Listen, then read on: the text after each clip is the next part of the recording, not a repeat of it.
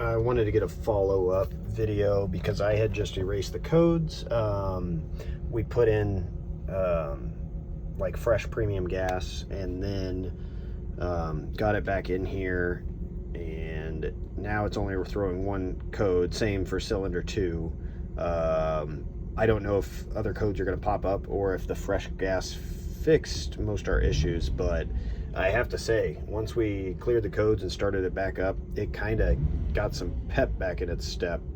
So again, other codes may come, but right now it's just the cylinder 2 misfire. So we'll get some drive around with it with the gas, fresh gas in it, maybe some injector cleaner, and I can take another video for you later. But again, it is not, the van is not without a couple issues related to this.